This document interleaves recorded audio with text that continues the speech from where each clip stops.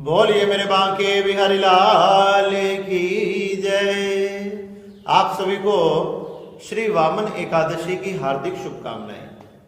श्री युधिष्ठिर जी महाराज ने भगवान श्री कृष्ण के समीप जाकर पूछने लगे कि हे द्वारकाधीश, हे भगवान श्री कृष्ण, भाद्रपद मास में शुक्ल पक्ष में आने वाली एकादशी का क्या नाम है, इसकी क्या विधि है, कौन इसके देवता हैं तथा किस प्रकार से ये व्रत किया जाता है, आप कृपया करके मुझे बताइए। भगवान श्री कृष्ण कहने लगे कि हे युधिष्ठिर, तुमने मनुष्यों के कल्याण के लिए बड़ी ही सुंदर बात पूछी है। मनुष्यों का कल्याण होगा उसी व्रत को मैं तुमसे कहने जा रहा हूं।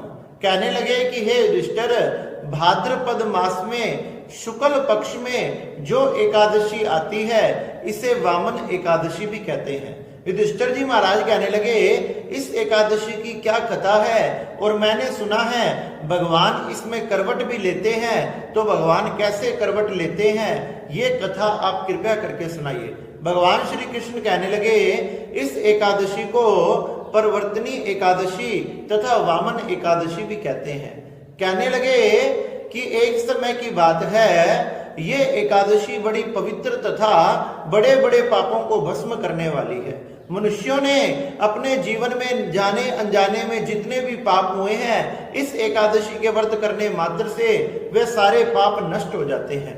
भगवान कहने लगे, त्रेता युग में जब राजा बलि ने जब त्रेता युग के प्रारंभ में जो दैत्यों के राजा थे, उन्होंने अपने गुरु शुक्राचार्य की आज्ञा से देवताओं पर आक्रमण किया।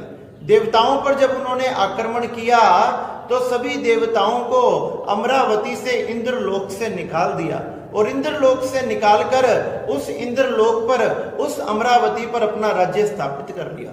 सभी देवी देवता जब ब्रह्मा जी की शरण में गए कि हे ब्रह्मा जी हमारी रक्षा करो, ब्रह्मा जी उन्हें लेकर भगवान नारायण की शरण में गए तथा नारायण भगवान की स्तुति करने लगे। कहने लगे कि सभी दैत्यों ने देवताओं के अधिकार छीन लिए हैं, हे नारायण भगवान आप कृपया करके उन दैत्यों का संहार कीजिए। तब भगवान नारायण ने कहा, नारायण भगवान कहने लगे, तुम किसी भी प्रकार की चिंता मत करो, मैं कश्यप ऋषि के यहाँ माँ अदिति के यहाँ प्रकट हूंगा, इसलिए आप अपने अपने स्थान पर चले जाएं तथा मैं वहां प्रकट होकर आपके सभी प्रकार के कार्यों को सिद्ध करूंगा।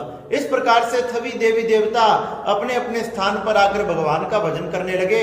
और उधर शुक्राचार्य जी ने राजा बलि को बताया कि हे राजा बलि, तुम हमेशा के लिए अगर स्वर्ग में रहना चाहते हो और तुम यहाँ के अधिपति इंद्र आदि बनना चाहते हो तो तुमने 100 अश्वमेध यज्ञों को करना चाहिए। इस प्रकार से अपने गुरुदेव की आज्ञा से राजा बलि ने उन अश्वमेध यज्ञों को करना प्रारंभ कर दिया।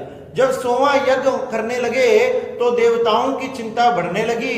उधर कश्यप की पत्नी अदिति जी ने अपने पति के कहने से प्योव्रत धर्म को धारण किया। व्रत को धारण किया, नियमों का पालन किया तथा उन नियमों के पालन से भगवान ने प्रसन्न होकर मां अदिति के यहाँ प्रकट हो गए। भगवान बटुक ब्राह्मण के रूप में प्रकट हुए। भगवान के नन्हे नन्हे हाथ थे, छोटे छोटे पैर तथा भगवान की जो छवि थी वह बड़ी ही सुंदर थी। नाना प्रकार के ऋषियों ने, महात्माओं ने अलग अलग वस्तुएं उन्हें भेंट की।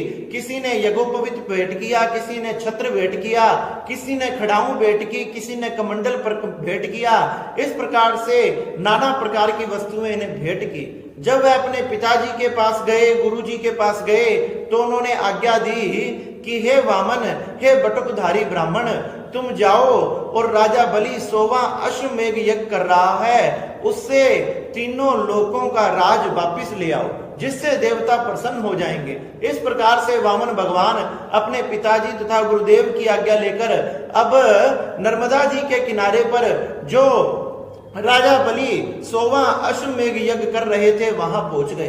राजा बलि ने दूर से आते हुए छोटे से ब्राह्मण को देखा तो देखते ही राजा बलि बड़े प्रसन्न हो गए। उनके मन में मानो वात्सल्य भाव तथा अनेक प्रकार के भाव जागृत होने लगे तथा उनकी छवि को देखकर राजा बलि का मन खिंचने लगा। जब राजा बलि का मन खिंचने लगा तो वो अपनी पूजा पाठ से खड़े होकर उस ब्राह्मण के स्वागत के लिए खड़े हो गए। उस ब्राह्मण का विधि विधान से पूजा से स्वागत किया तथा कहने लगे कि हे ब्राह्मण देवता, आप कहां से आए हो, आप कहां रहते हो। वह बटुकधारी ब्राह्मण वामन भगवान कहने लगे, यह समस्त पृथ्वी कण कण में मैं विराजता हूं। वह राजा बलि सोचने लगे कि ब्राह्मण तो देवताओं से भी पूजित है, जैसे देवता कण कण में है वैसे ब्राह्मण भी कण कण में है। पूछने लगे कि तुम्हारे पिता कौन है, तुम्हारे माता कौन है। कहने लगे मेरा ना कोई माता है ना कोई मेरे पिता है। राजा बलि सोचने लगा बेचारा अनाथ होगा। राजा बलि के मन में दया आई।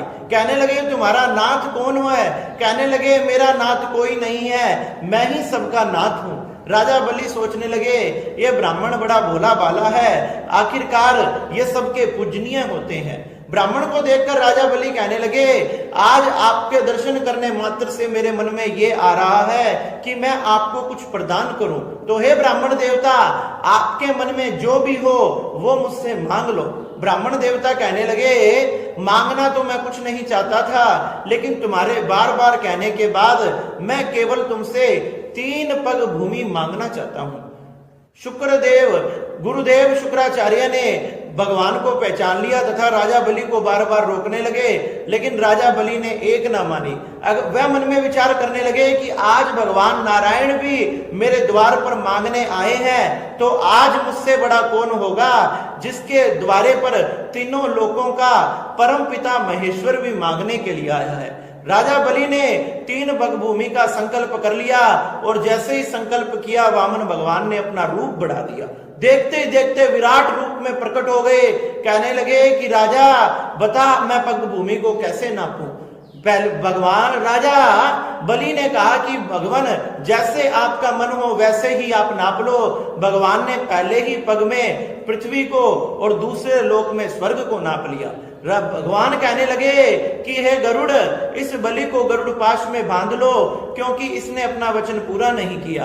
अरे 3 पग भूमि देने का इसने मुझे वचन दिया, लेकिन 2 पग भूमि में ही पृथ्वी से लेकर समस्त ब्रह्मांड आ गया।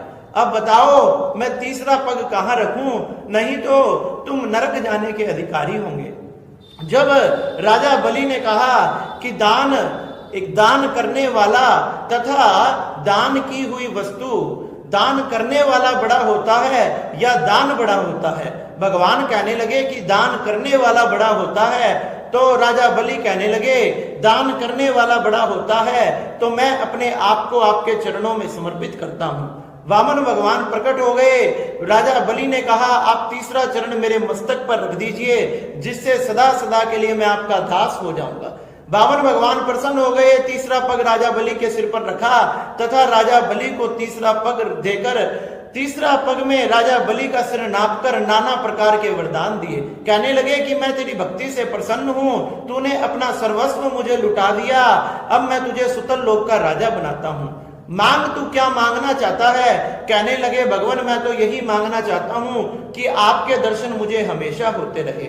भगवान उनको नाना प्रकार की इच्छाएं पूरी की तथा सुतल लोक के खुद द्वारपाल बन गए। इस प्रकार से वामन भगवान ने तीनों लोकों का राज राजा बलि से लेकर फिर से देवताओं को प्रदान किया और देवता प्रसन्न हो गए।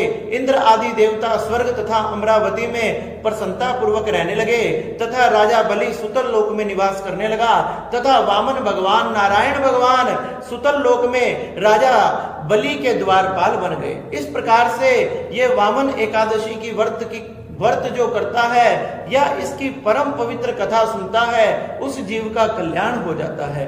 भगवान उसके भंडार भर देते हैं, उसके घर में कभी भी अन्न तथा धन की कमी नहीं आती तथा राजा बलि की तरह उसका नाम तीनों लोकों में हो जाता है। इस प्रकार से भगवान की वामन एकादशी का व्रत बड़ा ही शुभ फल देने वाला तथा इसकी कथा भी बड़ी शुभ फल देने वाली है। इसकी कथा सुनने मात्र से 100 अश्वमेघ यज्ञों के फल की प्राप्ति तथा बताया गया हजारों गोदान फल की प्राप्ति होती है। इस प्रकार से भगवान श्री कृष्ण ने राजा युधिष्ठिर को ये वामन एकादशी की कथा सुनाई। राजा युधिष्ठिर ये कथा सुनकर बड़े प्रसन्न हुए और भगवान की जय जयकार करने लगे। बोलिए नारायण भगवान की जय, बोलिए वामन भगवान की जय। जय जय श्री राधे